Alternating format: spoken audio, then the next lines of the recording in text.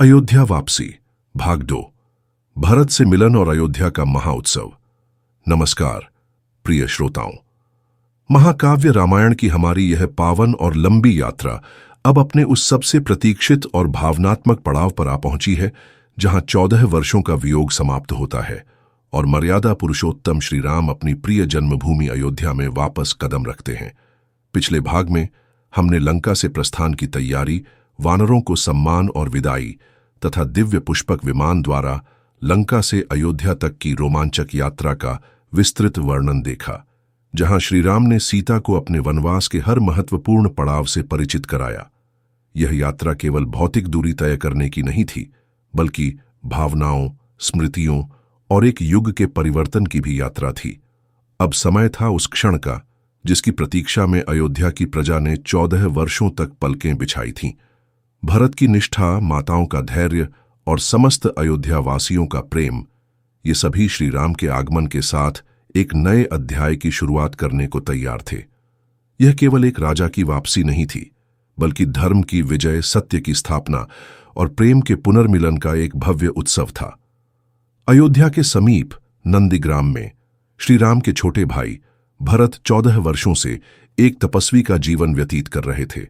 उन्होंने श्री राम की पादुकाओं को सिंहासन पर रखकर राजकाज संभाला था और स्वयं एक फकीर की तरह रहते थे। वे कभी पलंग पर नहीं सोए, कभी स्वादिष्ट भोजन नहीं किया, कभी राजसी वस्त्र नहीं पहने। उनके केश और दाढ़ी बढ़ गई थी और उनका शरीर तपस्या से सूख गया था। उनकी आंखों में 14 वर्षों की प्रतीक्षा का भार स्पष्ट दिखाई देता था और उनके होंठ हर पल श्री राम के नाम का जाप करते थे। वनवास की अवधि पूरी होने वाली थी और भरत ने प्रतिज्ञा ली थी कि यदि 14 वर्ष के एक दिन बाद भी श्री राम नहीं लौटे तो वह अग्नि में प्रवेश कर अपने प्राण त्याग देगा। जैसे जैसे 14 वर्ष पूरे होने का समय निकट आ रहा था, भरत की चिंता बढ़ती जा रही थी। उनके मुख पर निराशा और भय की गहरी रेखाएं दिखाई देने लगी थीं। वे हर पल आकाश की ओर देखते, श्री राम के आगमन की कोई आहट सुनने को आतुर रहते। ठीक उसी समय श्री राम के आदेश पर वायु के वेग से उड़ते हुए हनुमान नंदीग्राम पहुंचे। हनुमान, जिन्हें श्री राम ने भरत को अपने सकुशल लौटने का शुभ समाचार देने भेजा था, अपनी अदम्य गति से पलक झपकते ही भरत के आश्रम में पहुंच गए। उन्होंने भरत को उनके तपस्वी वेश में देखा और उनके मुख पर गहरी चिंता तथा उदासी को भांप लिया। हनुमान ने भरत को प्रणाम किया और अत्यंत विनम्रता तथा हर्ष से कहा, हे राजकुमार भरत, आपके लिए एक अत्यंत शुभ समाचार है। आपके प्रिय भ्राता मर्यादा पुरुषोत्तम श्री राम सीता माता और लक्ष्मण सहित सकुशल वापस लौट रहे हैं। उन्होंने राक्षस राज रावण का वध कर दिया है। सीता माता पवित्र हैं और अब वे पुष्पक विमान से शीघ्र ही अयोध्या पहुंचने वाले हैं। आपकी 14 वर्षों की प्रतीक्षा अब समाप्त हो चुकी है। भरत यह समाचार सुनकर पहले तो अवाक रह गए। उन्हें लगा कि यह एक सपना है या कोई मायावी चाल। उनके कानों को विश्वास नहीं हुआ। उनकी आंखों में अश्रु भर आए और उनका शरीर आनंद से कांपने लगा। उन्होंने हनुमान को देखा और फिर से पूछा, क्या यह सच है हे पवन पुत्र? क्या मेरे भ्राता सचमुच वापस आ रहे हैं? हनुमान ने पूरी कहानी विस्तार से बताई।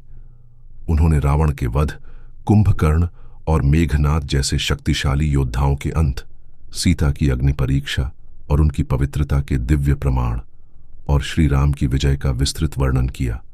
उन्होंने बताया कि कैसे श्री राम, सीता और लक्ष्मण पुष्पक विमान में बैठकर अयोध्या की ओर आ रहे हैं और कुछ ही क्षणों में यहां पहुंचने वाले हैं। भरत का हृदय आनंद से भर गया।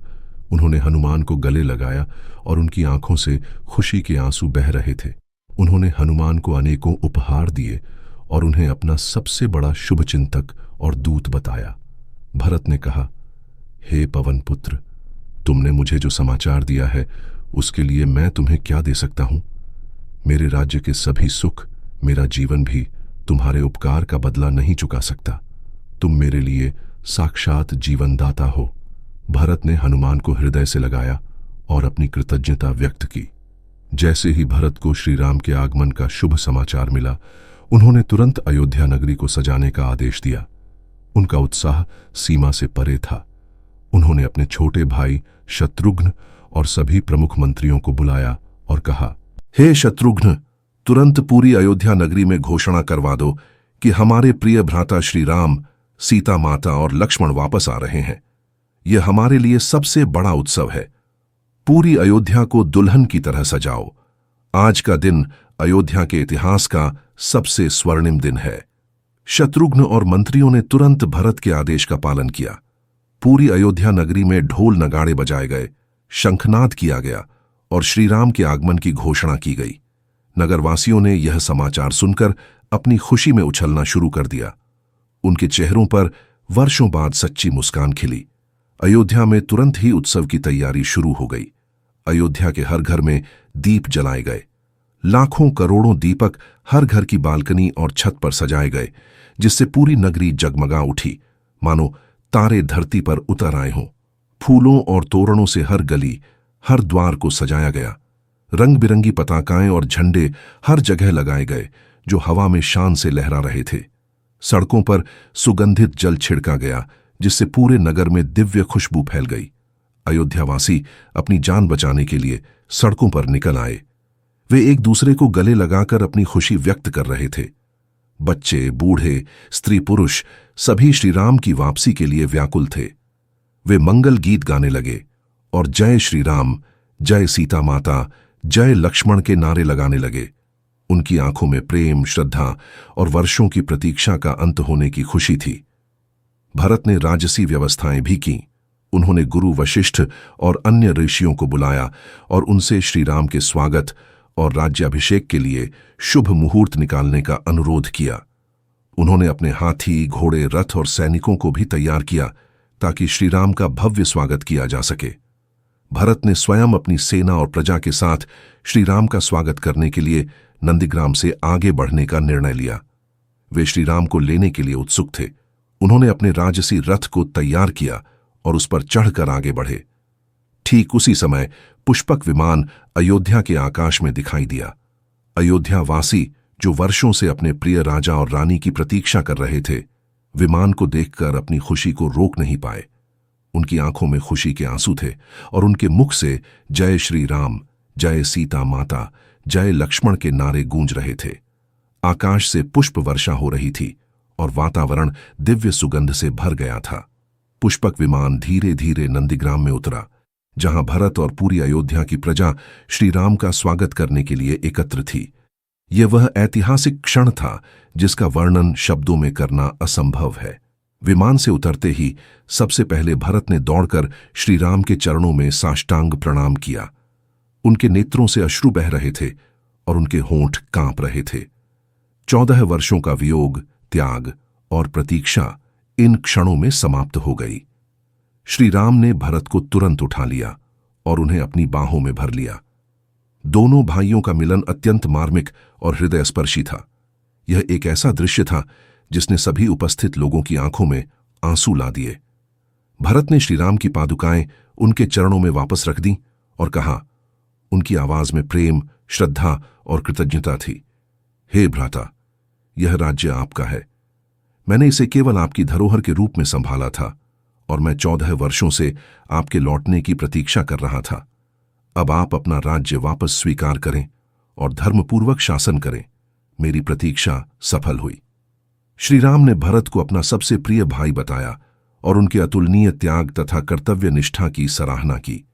इसके बाद श्रीराम अपनी तीनों माताओं कौसल्या, सुमित्रा और कैकेयी से मिले। माताएं अपने प्रिय पुत्रों को 14 वर्षों बाद देखकर अत्यंत भावुक हो उठीं। उनकी आंखों से खुशी के अश्रु बह रहे थे और उन्होंने श्रीराम, सीता और लक्ष्मण को बारी बारी से गले लगाया।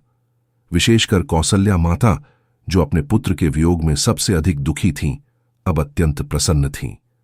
कैकेयी ने भी श्रीराम से क्षमा याचना की और श्रीराम ने उन्हें प्रेमपूर्वक स्वीकार किया, जिससे उनके हृदय का बोझ हल्का हुआ। श्रीराम ने गुरु वशिष्ठ और अन्य ऋषियों को प्रणाम किया और उनका आशीर्वाद लिया। उन्होंने अयोध्या में उपस्थित सभी मंत्रियों, ब्राह्मणों और प्रजा से भी मुलाकात की। अयोध्यावासी श्रीराम को देखकर अत्यंत प्रसन्न थे, क्योंकि उनके कष्टों का अंत हो चुका था और उनके प्रिय राजा वापस आ चुके थे। चारों ओर जय जयकार हो रही थी, पुष्प वर्षा हो रही थी और मंगल गीत गाए जा रहे थे। लक्ष्मण ने भी अपनी माताओं भरत और शत्रुघ्न से मिलन किया। सीता माता ने अपनी सासुओं और अयोध्या के अन्य प्रमुख व्यक्तियों से मुलाकात की। सभी ने सीता की पवित्रता को समझा और उन्हें सम्मान दिया। यह मिलन का ऐसा महाक्षण था जिसने अयोध्या के इतिहास में एक नया अध्याय जोड़ दिया। अयोध्या नगरी अब उत्सव में डूबी थी और राम राज्य की स्थापना का मार्ग प्रशस्त हो चुका था। श्री राम, सीता और लक्ष्मण भरत और शत्रुघ्न के साथ एक भव्य विजयी जुलूस में अयोध्या नगरी में प्रवेश किया। उनके साथ हनुमान, सुग्रीव, विभीषण और अन्य वानर सेनापति भी थे, जिन्हें अयोध्या में सम्मानपूर्वक स्थान दिया गया। जुलूस के आगे आगे मंगल वाद्य बज रहे थे और पीछे पीछे पूरी अयोध्या की प्रजा खुशी से नाचती गाती हुई चल रही थी। श्री राम के रथ पर पुष्प वर्षा की जा रही थी और हर घर से आरती उतारी जा रही थी। अयोध्या नगरी पूरी तरह से उत्सवमय थी। महल पहुंचकर श्री राम ने विश्राम किया और राज्याभिषेक की तैयारियां शुरू की गईं। गुरु वशिष्ठ और अन्य ऋषियों ने राज्याभिषेक के लिए शुभ मुहूर्त निकाला। भरत ने स्वयं श्रीराम का अभिषेक करने के लिए सभी आवश्यक सामग्रियां एकत्र की। अयोध्या में कई दिनों तक उत्सव मनाया गया। वानरों ने अपनी खुशी में नृत्य किया और अपनी जीत का जश्न मनाया। अयोध्यावासी भी वानरों को देखकर प्रसन्न थे, क्योंकि वे जानते थे कि इन्हीं के सहयोग से श्री राम ने विजय प्राप्त की थी। अयोध्या वापसी का यह दूसरा और विस्तृत भाग यहीं समाप्त होता है, जहां हमने भरत और हनुमान के मार्मिक मिलन, अयोध्या के भव्य उत्सव की तैयारी और श्री राम, सीता व लक्ष्मण के अयोध्या में विजयी प्रवेश का विस्तृत वर्णन देखा। यह वापसी केवल एक शारीरिक यात्रा नहीं थी, बल्कि यह धर्म की विजय, त्याग का फल और प्रेम के पुनर्मिलन का प्रतीक थी। अयोध्या नगरी अब राम राज्य की स्थापना के लिए पूरी तरह से तैयार थी। यह कथा हमें सिखाती है कि चाहे कितने भी कष्ट हों, अंततः सत्य की ही विजय होती है और निष्ठा तथा कर्तव्य निष्ठा का फल अवश्य मिलता है।